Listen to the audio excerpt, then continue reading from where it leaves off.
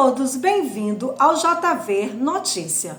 O presidente Lula e seus ministros ouvem do governo de São Paulo, Tarcísio de Freitas, suas propostas de combater o crime organizado em São Paulo e cobra do governo federal e do STF mais rigor contra essas organizações. Se você ainda não é inscrito nesse canal, se inscreva, deixa seu like e vamos reagir a mais um vídeo. E entendo como sugestão, o assunto não pode ficar restrito à PEC. Talvez a PEC por si só, a PEC sozinha, isoladamente, não tenha o condão e não tenha a capacidade de resolver o problema da segurança pública que tanto nos assola, tanto nos aflige. Existem outros problemas que estão conjugados, correlatos, e talvez a gente pudesse dar, a partir dessa reunião, um primeiro grande passo de estabelecer aí um grupo de trabalho e formular uma série de propostas que vêm em complemento e podem nos ajudar. Uma coisa que nos preocupa muito e o ministro Lewandowski colocou isso com muita propriedade, a transposição do ilícito nos negócios lícitos, e isso vai drenando a competitividade. Vou dar um exemplo. Nós temos um problema sério com o setor de combustíveis, que é um dos setores preferidos pelo crime organizado hoje para a lavagem do dinheiro. E a gente está vendo a profusão de postos de gasolina que estão sendo adquiridos pelo crime, e até usinas de etanol hoje. E aí, se não houver um trabalho conjunto, a gente não vai chegar a lugar algum. Tramita no Congresso Nacional algumas leis que podem nos ajudar, como, por exemplo, a lei do devedor quanto mais.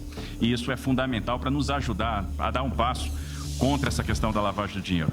Eu tenho certeza que se houvesse uma coordenação melhor daquilo que o COAF produz, com os GAECos nos estados, com as polícias, a gente poderia agir com mais oportunidade. Então esse é um ponto fundamental. O Ministério Público tem nos ajudado muito no combate às organizações criminosas nos estados, mas às vezes falta o insumo, falta mais acesso às informações que são produzidas, por exemplo, pelo COAF. E aí a inteligência, o follow the money é o que vai nos garantir, eventualmente, ter mais sucesso.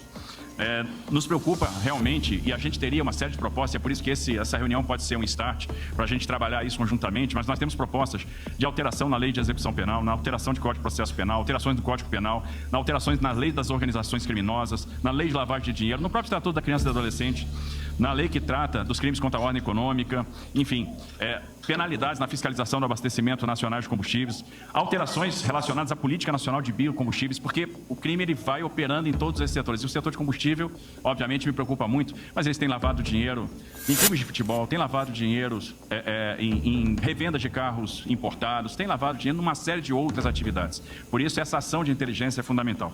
E se a ação de inteligência é fundamental, por que não pensar, inclusive, em linhas de financiamento do próprio BNDES para aquisição de equipamentos sofisticados e, obviamente, a demanda de uma integração maior de sistemas, para que a gente possa realmente ter uma efetividade. Com relação à fronteira, nos preocupa, e eu vejo que é uma preocupação do ministro Lewandowski também, por isso, a questão da polícia ostensiva, mas talvez esteja na hora da gente pensar num sistema nacional de controle de fronteiras. O governo federal deu um passo recente, criou a Política Nacional de Fronteiras, o Comitê Nacional de Fronteiras, vários organismos, organizações, instituições estão representadas lá, mas ainda não temos a representação dos estados. Então é importante que a gente possa atuar conjuntamente na questão de fronteiras. Alguns estados já constituíram soluções locais que têm sido efetivas, como batalhões de fronteira, enfim, isso está presente. Agora nos preocupa, por exemplo, a questão dos portos e aeroportos. Que ações efetivas nós vamos tomar, por exemplo, no Porto de Santos, que se tornou o segundo maior porto exportador de droga do mundo, só perdendo para o Porto de Guayaquil, no Equador. A mesma coisa vale para os aeroportos, enfim, nós temos aí uma série de ações para serem tomadas. Uma faixa de fronteira que representa quase 17% do nosso território e, obviamente, essa coordenação, e aí os estados podem ajudar e, por que não, ter as competências ampliadas para atuar com o governo federal no controle dessas fronteiras, também se equipando para tal e recebendo, eventualmente, atribuições. Então, eu entendo que é uma série, um elenco de sugestões que podem ser feitas. Hoje a gente está tomando contato com o texto da PEC pela primeira vez. Acho que a gente precisa agora deglutir, digerir. Muita gente por aí quer encontrar um jeito de melhorar de vida sem depender desse vai e vem político. E enquanto você está aí, sabia que tem pessoas ganhando de 30 a 100 reais por dia só ouvindo música? Imagine transformar aquele tempo que você já passa ouvindo suas músicas favoritas em uma renda extra para o seu bolso, sem complicação e sem precisar sair de casa. Se isso te interessa, dá uma olhada no link fixado nos comentários. E comece hoje mesmo a ganhar dinheiro enquanto curte sua música favorita. E aprofundar, mas entendo que a gente pode fazer uma série de movimentos conjugados e submeter não só a PEC, mas um pacote de medidas para o Congresso Nacional, de maneira que o Congresso, obviamente, tenha isso como prioridade. Nós temos que tratar essa questão de como a gente vai encarar as organizações criminosas na nossa legislação penal, na nossa lei de execuções. Essa questão, por exemplo, foi colocada aqui da audiência de custódia, que é um ganho em muitos aspectos, mas é um problema também. Observe o que aconteceu recentemente. Tivemos um caso de sequestro no estado de São Paulo, uma prisão praticamente em flagrante, 4 sequestradores presos que mantiveram um casal de idosos com mais de 70 anos em cativeiro, e os 4 sequestradores foram liberados na audiência de custódia. Isso é real, isso aconteceu agora. Semana passada, prendemos um criminoso com 850 quilos de cocaína aproximadamente. Não são 40 gramas, nem 50, 850 quilos de cocaína. E esse traficante foi solto na audiência de custódia. E são essas pessoas que vão ser reincidentes. A reincidência também nos preocupa. E aí tem um projeto do ministro Flávio Dino, que entendo que é um ganho. A gente precisa coibir a liberação de criminosos em audiência de custódia quando eles são reincidentes, quando há habitualidade. Essa questão da habitualidade preocupa muito. Aquilo que tira a paz do cidadão nas ruas, roubo de celular. E a gente chega a prender o mesmo ladrão de celular 35 vezes. E ele vai para a rua. Então aí dá a sensação que o Jerônimo colocou aqui de ficar enxugando gelo. E eu entendo que não dá para tratar a questão da segurança pública de forma isolada. Eu acho que nós temos que tratar, mandar um grande pacote, tratar essas questões que já estão lá, olhar com atenção o setor de combustíveis. É muito fácil se obter um regime especial tributário para o setor de combustíveis. É muito fácil. E, normalmente, esses regimes especiais são para empresas de fachada que operam na ilegalidade e vão servir ao tráfico de drogas, vão servir ao crime organizado, que lava esse dinheiro por meio do... Recentemente, tivemos que caçar uma decisão que albergava uma dessas empresas no STJ. E ela lesou aí, o mais é fundamental, ela tem que sair, é fundamental para que a gente possa fazer esse combate. E olhar o setor de combustíveis é um primeiro grande passo para a gente começar a cortar o financiamento do crime organizado. Então, entendo que a partir desse passo, presidente, a gente podia organizar um grande grupo, formular uma série de propostas e não se limitar à PEC, mas mandar um grande pacote para o Congresso Nacional que pode ser bastante efetivo. O senador Magno Malta diz que o responsável pela desordem do Brasil é do Pacheco e do ministro do STF, principalmente do Gilmar e do Alexandre de Moraes, que são aliados do Lula. Veja esse vídeo comigo. Eu quero falar sobre o Supremo Tribunal Federal. Eu fico muito envergonhado, não sei se Vossa Excelência, as pessoas elas estão tão indignadas, que além de abordar, e eu agradeço a Deus que sou abordado na rua, nos aeroportos, eu acho que riqueza de um homem é o seu nome, é você ser abordado pelas pessoas que lhe devolvem respeito por o que você faz. A vida é muito curta, nós estamos aqui para cumprir missão. Eu não posso ser um senador, me assentar nessa cadeira e me acovardar e ter medo de meia dúzia de homem, ou de um homem só, ou de um homem só. Esse consórcio que comanda o Brasil hoje, o Brasil paga pela covardia do Senado. Aí você fala o Senado, Vossa Excelência fala, minha mesmo, não, estou fora. Eu não comungo com nada disso. Eu estou fora. De quem é a responsabilidade? Do presidente do Senado. A responsabilidade é do indivíduo chamado Rodrigo Pacheco. Eu não vim aqui para agradar ninguém. O povo do meu estado me mandou aqui para falar a verdade. Eu não fui votado por senador nenhum. Não devo satisfação a nenhum. Devo respeito. Devo respeito. E todos nós devemos respeito ao cidadão brasileiro. O meu discurso agora é antidemocrático. Eu sou um sujeito antidemocrático. Mas isso é o marxismo puro que tomou conta do Brasil. Acuse-os da... Só um pouquinho, senador, só para alertar o senhor, já são 28 minutos, vou conceder 28? Aqui. Eu já encerro. Vossa Excelência é benevolente. Vossa Excelência estava falando de... Repõe meu tempo depois de logística e tal. Aí Vossa Excelência já conhece a cabeça de cada um. Quem já sabe a logística do cara, né? Onde ele vai, onde ele não vai. Eu espero que Vossa Excelência já esteja especialista na minha logística, quando eu subo a tribuna. E aí, mas é muito importante o que eu tenho para falar. O senador Cleitinho, essa casa não respeita a Constituição. Dos 3 poderes, quem mais poder tem é essa aqui. Mas como que você vai cobrar alguma coisa de alguém em que você festeja, que você bate palma, que tem medo de dizer, ninguém está atacando a Suprema Corte, mas é crime eu discordar de um ministro? É crime eu dizer que o ministro está errado? Quando um ministro sabe perfeitamente quem é o outro, seu comportamento. O senador Cleitinho botou esse áudio aqui. Quando o Brasil inteiro está estarrecido, porque o decano Gilmar Mendes, respeito a pessoa, respeito a família, respeito o Supremo Tribunal Federal, eu não sou obrigado a concordar com a atitude das pessoas. Não sou obrigado. Mas as pessoas não têm que achar que eu sou tolo e sofro de amnésia. Veja bem, nós estamos caminhando para trocar de presidente dessa casa. O áudio que o senador Cleitinho colocou foi esse aqui. Ministro Gilmar Mendes falando. Soltou Zé Dirceu. Vossa Excelência, quando chegou aqui, soltou Zé Dirceu. Porque recebeu o indulto da presidente da República. Não. Vossa Excelência julgou os embargos infringentes. Absolutamente, é mentira. Vossa Excelência dizia que é mentira. Aliás, Vossa Excelência normalmente não trabalha com a verdade. Então, gostaria de dizer que José Dirceu foi solto por indulto da presidente da República. E Vossa Excelência está fazendo um comício que não tem nada a ver com o Mamãe me acode. Então Zé Dirceu foi solto por um indulto da presidente.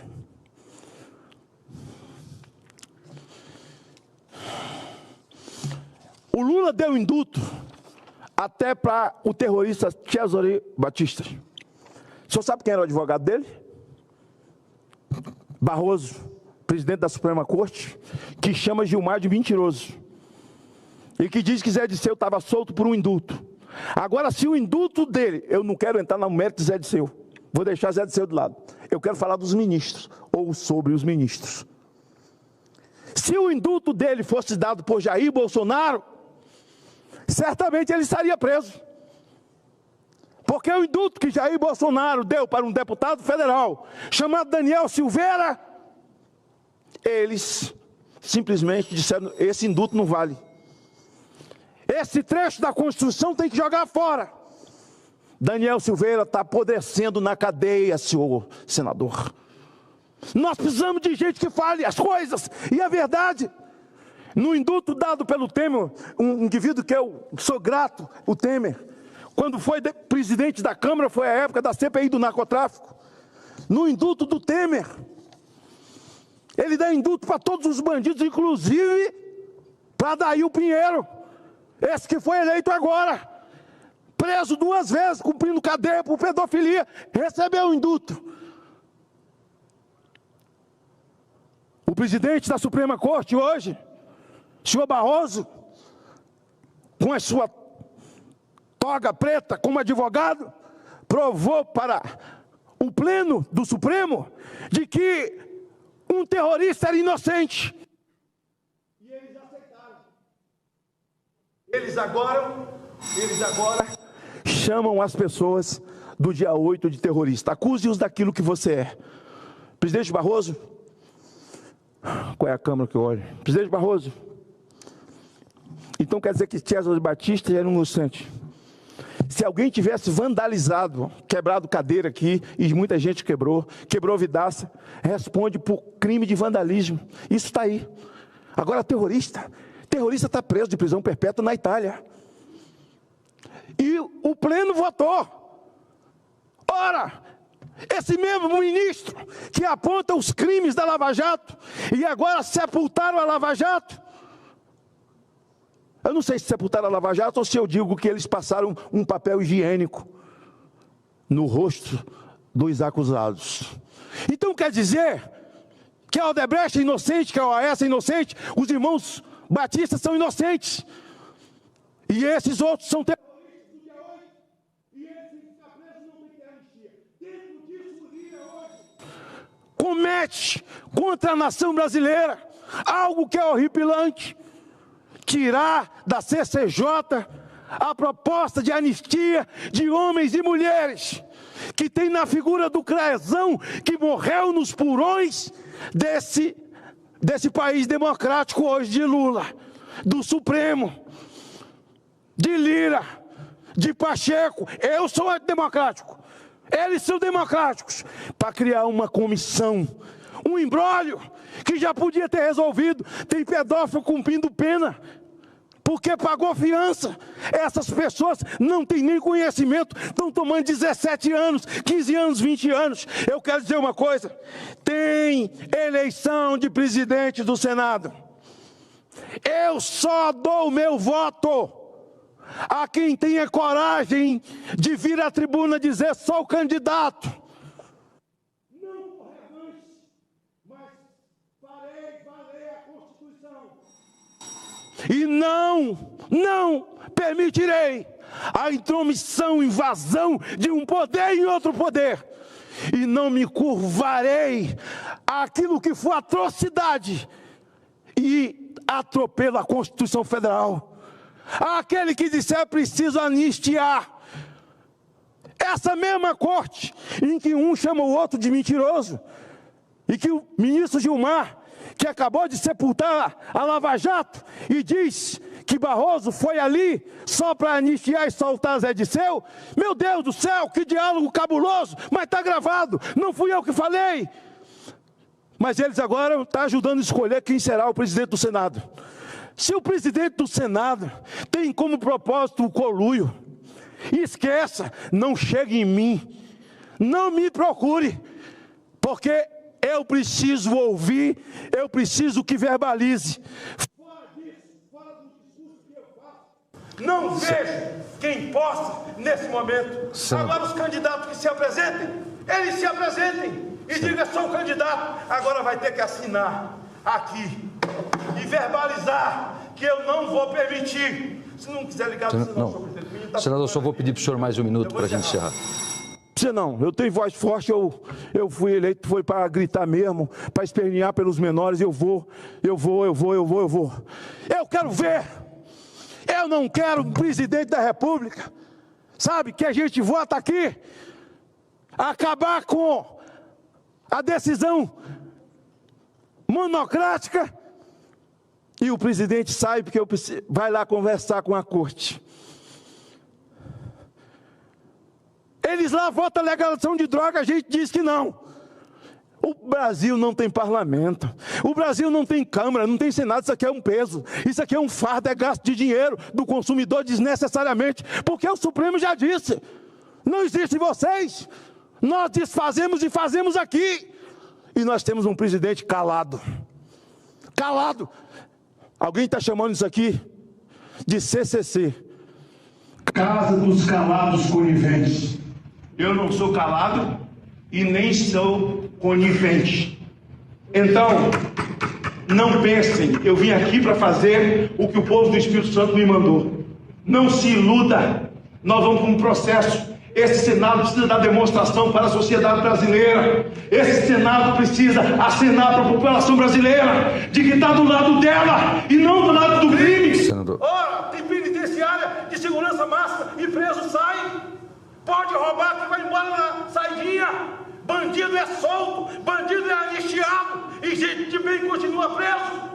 É preciso que haja indignação. O apóstolo Paulo, o intérprete da mente de Cristo, ele disse: não vos conformeis com esse mundo, mas transformai-vos pela renovação do vosso entendimento. E essa é a renovação do entendimento. Nós não temos que nos calar. Eu não tenho medo de processo, eu não tenho medo do meu pescoço. Quem nasceu para João Batista não pode ter medo de perder o pescoço, mas eu quero justiça. O Brasil precisa de justiça. A Suprema Corte precisa se comportar e se colocar no seu lugar. Para isso eles foram sabatinados aqui. Infelizmente todos contaram mentira. Mentira! Porque estão lá violando a Constituição que eles juraram que iam respeitar. Com todo respeito a Vossa Excelência, com todo respeito, mas o povo brasileiro sente no peito o que eu sinto, a dor que eu sinto. Nós nos sentimos impotentes de ver um povo sofrendo e a gente não pode fazer nada. 80 não pode fazer nada, porque um não quer. Aí você vê os vídeos dos caras nas mesmas festas, bebendo uísque junto, dando risada, se cumprimentando, né? E nós somos os otários. Mas, aliás, o presidente da Suprema Corte disse isso. Perdeu, mané. Tá bom, eu sou o mané. E o Senado é o otário. Nós somos mané, e o Senado é o otário. Que elegeu, que lhe deu o voto para ser ministro da Suprema Corte. Eu não votei. Eu votei contra. Nem no meu gabinete eu recebi. E daqui para frente fica registrado para o Brasil. Eu não voto em advogado para o Supremo. Eu soube que o presidente do Senado é cotado para ter uma vaga no Supremo. Senador, eu vou pedir a gentileza, vou dar mais um minuto para a gente poder encerrar, pedir a gentileza. Não, se não quiser dar, pode ficar tranquilo. Se ele for candidato, não conte com meu voto. Advogado nunca julgou nada. A lei frouxa, quanto mais frouxa, melhor é. Tem que botar lá no Supremo, é quem já julgou, é quem tem uma história como juiz, conduta ilibada, ao meu ver. E para a presidência do Senado, jamais votarei em quem tem conluio e não tem coragem de enfrentar as mazelas e passa pano, face de cego para a injustiça que esse país está vivendo com os menos favorecidos. Que Deus os abençoe. Obrigado, senhor presidente. Ok, senador Magno Malta. Galera, essa foi mais uma notícia aqui do JV Notícias. Espero que vocês gostem. Não esqueça de deixar o seu like, de se inscrever no canal, deixar o seu comentário. Muito obrigado pela tua presença e até o próximo vídeo.